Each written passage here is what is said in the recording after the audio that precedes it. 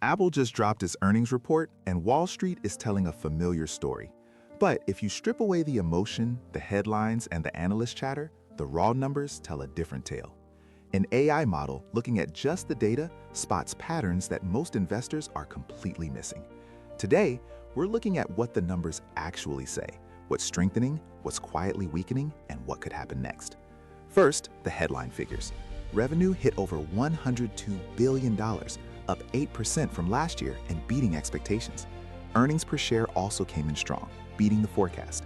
Now, for a company this massive, these small beats are huge. And here's the first pattern in AI flags immediately. When Apple beats on both revenue and earnings at the same time, historically, the short-term risk of a big price drop shrinks. But this isn't just about one good quarter. It signals a fundamental change in what Apple is. Hardware still brings in the cash, but it's no longer the main engine for growth. The real story is services, now making up nearly 30% of all revenue. Think about it. The App Store, iCloud, your subscriptions. This revenue grows faster, it's more predictable, and it comes with much higher profit margins. This is slowly transforming Apple from a cyclical hardware seller into a defensive powerhouse, the kind of stability that long-term investors pay a premium for. When you feed decades of Apple's history into a machine learning model, some critical details jump out. iPhone growth was modest. But the AI doesn't just see one number, it sees a map. Demand was strong in Europe and Japan, but softened a bit in Greater China. This suggests growth isn't universal anymore, it's becoming geographically selective, a subtle but crucial shift. Then there's the Mac. Revenue shot up 13%. A human might see consumer hype. The AI sees stability. This growth is coming from businesses and schools, which means it's stickier demand that's likely to last. But the brightest signal, the one that consistently lights up the AI analysis, is services. It's recurring, it's high margin, and it's less vulnerable to economic shocks. It's Apple's strongest long-term signal. So what does this mean for the stock? The strong beat on multiple fronts, paired with stable guidance, historically leads to sideways or slightly upward price movement, without those sharp, stomach-churning drops. It supports a risk-managed bullish view, not wild speculation. This is where the machine and the human analysts really diverge.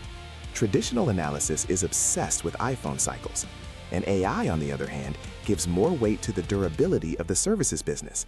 It treats hardware sales as secondary. And history shows that companies making this exact transition from hardware to services tend to see their valuations stabilize for a while before they re-accelerate. Another subtle pattern the AI highlights is Apple's gross margin profile. Hardware margins are under pressure from component costs, but services margins continue to expand, cushioning overall profitability. Wearables and accessories are growing steadily too, adding a layer of diversification. Even supply chain signals matter. Inventory levels remained healthy, suggesting demand is solid without overstock risk.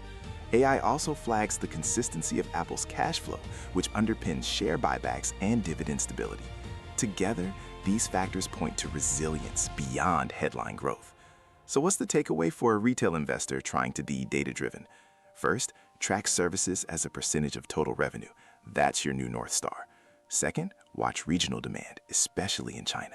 It's an early warning system for narrative shifts. Third, after a solid earnings beat like this, expect some sideways consolidation. It's healthy. And finally, use product launches as markers for potential volatility, but focus on the real story, the stability of Apple's margins and recurring revenue. In the end, data-driven analysis doesn't get caught up in hyperfear. It focuses on patterns, probabilities, and the underlying data. For more earnings breakdowns where we analyze stocks the way a disciplined investor should, subscribing and turning on notifications is the way to stay informed.